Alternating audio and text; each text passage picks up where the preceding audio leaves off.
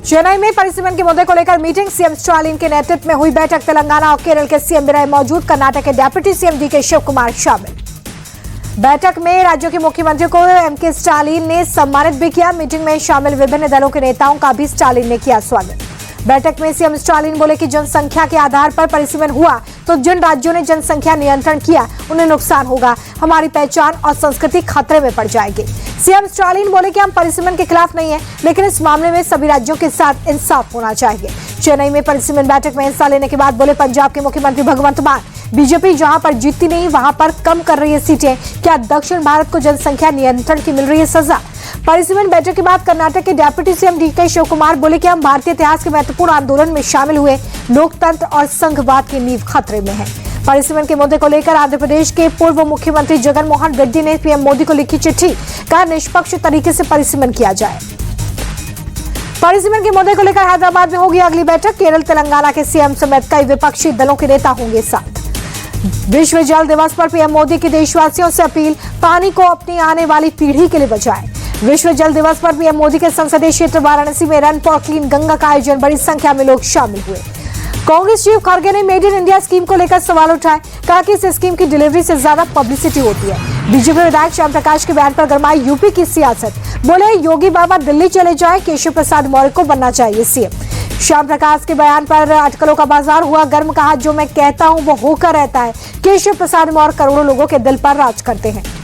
गोपामाऊ seat से विधायक है श्याम प्रकाश, मंच पर डिप्टी सीएम केशव प्रसाद की मौजूदगी में ये दिया बयान। केशव मौर्य के विधायक के बयान को निजी बताते नजर आए, बोले कि श्याम प्रकाश ने अपने मन की बात कही है, योगी यूपी के सीएम हैं और रहेंगे। डीएसपी विधायक उमाशंकर सिंह की मुश्किलें बढ़ी, अत्यधिक संपत्ति मामले में विजिलेंस ने शुरू की जांच, जमीन मकान और फ्लैट की जानकारी मांगी। सीएम नीतीश कुमार की इफ्तार पार्टी का बहिष्कार, मुस्लिम संगठनों ने घोषणा की, मौलाना मद्दी ने इफ्तार पार्टी से दूरी बनाने की अपील की थी। वक्फ संशोधन बिल को समर्थन देने पर इफ्तार पार्टी में शामिल होने से इनकार, सीएम नीतीश कुमार देंगे 23 मार्च को इफ्तार पार्टी। आरजेडी ने नीतीश कुमार को बताया खलनायक, पटना में नीतीश कुमार के खिलाफ लगे पोस्टर, लिखा नायक नहीं खलनायक हूं मैं। बीजेपी सांसद रविशंकर प्रसाद का राहुल गांधी पर अटैक, कहा होमवर्क नहीं करते राहुल गांधी, किस योग्यता से विपक्ष के नेता बने हैं। दिल्ली की सीएम रेखा गुप्ता बोले कि बजट के लिए 10,203 लोगों के सुझाव मिले हैं, आम लोगों की जरूरतों का ध्यान रखा जाएगा। दिल्ली विधानसभा का सत्र सोमवार से शुरू होगा। सीएम रेखा गुप्ता बोले कि मोदी जी के विजन को आगे बढ़ाने वाला होगा बजट। खीर सेरेमनी के साथ बजट सत्र की शुरुआत की जाएगी। दिल्ली में आम आदमी पार्टी की महिला कार्यकर्ताओं का बीजेपी के खिलाफ प्रदर्शन, महिला सम्मान योजना लागू करने की मांग। नागपुर हिंसा को लेकर सीएम फडणवीस ने कहा कि दंगाइयों के खिलाफ पुलिस की कार्रवाई जारी है, एक भी दंगाई नहीं बचेगा। सीएम फडणवीस बोले कि सोशल मीडिया पर फैलाई अफवाह के आधार पर दंगा भड़का, दंगाइयों की संपत्ति जब्त कर नुकसान की भरपाई होगी।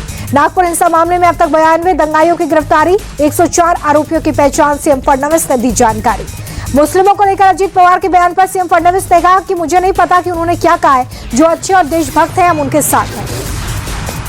महाराष्ट्र के डिप्टी सीएम अजीत पवार के बयान पर बीजेपी सांसद नारायण राणे का तंज, लगता है कि आंख चेक कराने का नया धंधा शुरू कर दिया।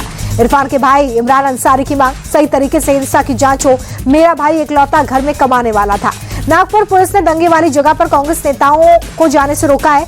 विजय बोले कि पुलिस आखिर क्या छिपाना चाहती है। विजय वेडेट्टीवार बोले कि नागपुर दंगा सरकार और पुलिस की बड़ी फेलियर है। मुंबई में बोले बीजेपी सांसद मनोज तिवारी औरंगजेब भारत का शत्रु था, हमारी आपत्ति बस इस बात पर है कि कुछ लोग उनको हीरो बता रहे हैं। मनोज तिवारी बोले कि हमने कभी नहीं कहा कि मुसलमान बाबर के वंशज हैं, बीजेपी के प्रति गलतफहमी फैलाई जा रही है। बेंगलुरु में संघ की बैठक में बांग्लादेश का मुद्दा उठाया गया है, हिंदुओं पर हो रहे हमले पर चिंता जाहिर की गई, मामले में संयुक्त राष्ट्र से दखल की मांग। आरएसएस ने बांग्लादेश में भारत विरोधी काम हो रहा है, ये भी कहा धर्म को आधार बनाकर लोगों पर हमले हो रहे हैं। बीजेपी अध्यक्ष के चुनाव पर संघ के सह सरकार्यवाह अरुण कुमार बोले कि संघ और बीजेपी में कोई विवाद नहीं है, हर संगठन में चुनाव की प्रक्रिया अलग होती है, थोड़ा इंतजार कीजिए। सौरभ हत्याकांड में खुलासा, कुल्लू के होटल संचालक ने बताया कि चेक इन करते वक्त मुस्कान ने खुद को साहिल की पत्नी बताया था। सौरभ हत्याकांड को लेकर इंडिया टीवी से बोले आरोपी साहिल के पिता, मुस्कान ने ही साहिल को नशे का आदी बनाया, उसी ने मर्डर करवाया। जेल में नशे के लिए तड़प रहे मुस्कान और साहिल, नशा मुक्ति केंद्र में भर्ती किया गया। साहिल और मुस्कान ने पहले ही दिन जेल में नशे की मांग की थी। नशा न मिलने पर दोनों ने जेल में किया हंगामा। जिस बेड पर सौरभ का मर्डर हुआ उसकी तस्वीरें आई सामने। बेड पर मुस्कान का पर्स, कागजात और सूटकेस मिला है। सौरभ और मुस्कान के बेड पर मिला मिक्सर का जार। मर्डर के बाद मिक्सर में हड्डियों को क्रश करने की आशंका है। ड्रम में डालने से पहले हड्डियों को क्रश करने की आशंका। हत्या के बाद डेड बॉडी के टुकड़े को ड्रम में डाला गया था। सौरभ मर्डर केस में मेरठ के एसपी का बड़ा बयान। बोले कि पोस्टमार्टम में सिर्फ बॉडी काटने की बात, घर पर मिले मिक्सर की जांच जारी है। दिशा सालियान सुसाइड मामले में 2 अप्रैल को बॉम्बे हाई कोर्ट में होगी सुनवाई। दिशा के पिता ने दायर की है याचिका। दिल्ली दौरे पर हिमाचल के मुख्यमंत्री सुखविंदर सिंह सुक्खू, केंद्रीय गृह मंत्री अमित शाह से की मुलाकात। अमित शाह से मुलाकात के बाद सीएम सुक्खू बोले कि पीडीएनए के तहत मिलने वाली राशि पर चर्चा की गई है। बैठक कर जल्द समाधान का आश्वासन दिया गया। राष्ट्रपति द्रौपदी मुर्मू से मिले मध्य प्रदेश के मुख्यमंत्री मोहन यादव। जल गंगा अभियान को लेकर राष्ट्रपति को दिया निमंत्रण। गोवा के मुख्यमंत्री प्रमोद सावंत ने जनता दरबार लगाया, लोगों की समस्याएं सुनी, अधिकारियों को जल्द समाधान का निर्देश। अयोध्या पहुंचे केंद्रीय मंत्री मनसुख मांडविया, हनुमानगढ़ी मंदिर में किए दर्शन पूजन। दिल्ली में पकड़ा गया बांग्लादेशी घुसपैठियों का सिंडिकेट, 8 भारतीय गिरफ्तार। दिल्ली में एंट्री के बाद बनवाकर देते थे फर्जी दस्तावेज। डीसीपी साउथ दिल्ली अंकित चौहान बोले कि 18 बांग्लादेशी नागरिकों पर एक्शन हुआ है। फर्जी दस्तावेज के आधार पर कई प्राइवेट स्कूलों में ईडब्ल्यूएस कोटे में बच्चों का एडमिशन भी कराया गया। दिल्ली के यमुना बाजार में चला एमसीडी का बुलडोजर, गणेश मंदिर और काली मंदिर जमींदोज किए गए। बिहार के अररिया में पुलिस और बदमाशों के बीच में मुठभेड़। तनिष्क शोरूम लूटकांड में शामिल आरोपी चुनमुन झा ढेर।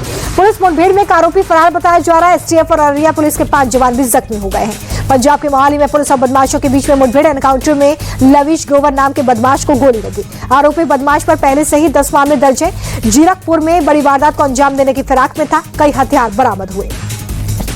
मेरठ में जुमे की नमाज में काजी की कुर्सी को लेकर बवाल। काजी कारी शफी की मस्जिद को लेकर भीड़ ने घेर लिया। पुलिस सुरक्षा में काजी मस्जिद को बाहर निकाला गया है। शहर काजी के निधन के बाद से ही कुर्सी को लेकर विवाद चल रहा है। हंगामे के बाद मौलाना खुर्शीद ने जुमे की नमाज अदा कराई। श्रीनगर में आंगनबाड़ी वर्कर्स का प्रदर्शन, सैलरी बढ़ाने की मांग। टोल वसूली में गड़बड़ी पर एनएचएआई की सख्ती, 14 एजेंसीज पर प्रतिबंध लगाया। यूपी एसटीएफ ने किया धोखाधड़ी का खुलासा। मध्य प्रदेश के शहडोल की बुढ़ार पुलिस का पथराव का वीडियो आया सामने। संदिग्ध की तलाश में रानी मोहल्ले पहुंची थी पुलिस की टीम। एसआई सहित महिला पुलिसकर्मी जख्मी। मोहल्ले में पूछताछ के दौरान भड़के लोग। पुलिस ने 17 लोगों के खिलाफ नामजद और 4 अन्य के खिलाफ केस किया दर्ज। ड्रग्स के खिलाफ अगरतला पुलिस की बड़ी कार्रवाई। एक होटल से 5.5 करोड़ रुपए की याबा ड्रग्स जब्त की। 3 तस्कर भी गिरफ्त में। दिल्ली के शाहीन बाग इलाके में फुटवेयर के शोरूम में लगी आग, लाखों का सामान जलकर खाक। विश्व जल दिवस के मौके पर वाराणसी में run for clean Ganga marathon का आयोजन। ओडिशा के पुरी में बदला मौसम, शहर के कई हिस्सों में बारिश, तापमान में गिरावट। तमिलनाडु के तुतुकुड़ी में भारी बारिश के बाद जलभराव, सड़कों पर भरा पानी। जम्मू कश्मीर के डोडा में बर्फबारी, भद्रवाह घाटी में ताजा बर्फबारी से इलाके में दिखा खूबसूरत नजारा। लद्दाख के जोजिला दर्रे पर खूबसूरत बर्फबारी हुई है। सड़क पर बर्फ की मोटी परत, सीमा सड़क संगठन बर्फ हटाने में जुटा है। सोने के भाव में दर्ज की गई है गिरावट, 337 रुपए सस्ता हुआ। 10 ग्राम सोने का भाव 88,169 रुपए हुआ। ऑल टाइम हाई से 2,780 रुपए। चांदी के दाम गिर गए हैं। 1 किलो चांदी का भाव 97,620 रुपए हो गया है। अंतर्राष्ट्रीय बाजार में कच्चे तेल की कीमतों में उतार चढ़ाव दर्ज किया गया है। देश में पेट्रोल डीजल की कीमतों में कोई बदलाव नहीं हुआ है। 31 मार्च तक महिला सम्मान सेविंग सर्टिफिकेट में निवेश का मौका। 1 अप्रैल से स्कीम बंद हो जाएगी। 555 करोड़ रुपए का आईपीओ लाएगी एसएसएफ। प्लास्टिक्स इंडिया सेबी के पास ड्राफ्ट पेपर फाइल कर दिया। भारतीय विदेशी मुद्रा भंडार 30.5 करोड़ डॉलर बढ़कर 654 अरब 27 डॉलर पर पहुंचा। आरबीआई ने जारी की 14 मार्च को खत्म हुए हफ्ते की रिपोर्ट। फाइनेंशियल ईयर 2025 में टाटा के शेयर्स को पहुंचा भारी नुकसान। निवेशकों के 2.56 लाख करोड़ रुपए हुए स्वाहा। रेल विकास निगम लिमिटेड को मिला 554 करोड़ रुपए का काम। शेयर्स में 4% का उछाल। आईपीएल 2025 की ओपनिंग सेरेमनी की धमाकेदार शुरुआत। सिंगर श्रेया घोषाल ने अपनी आवाज का बिखेरा जादू। श्रेया घोषाल ने गानों को गाया जिस पर झूमे क्रिकेट फैंस। ओपनिंग सेरेमनी में शाहरुख खान का दिखा जलवा। ब्लैक ड्रेस में नजर आए किंग खान। इंडियन गार्डन मैदान पर फैंस को मैसेज दिया। बोले आईपीएल के 18 साल दमदार।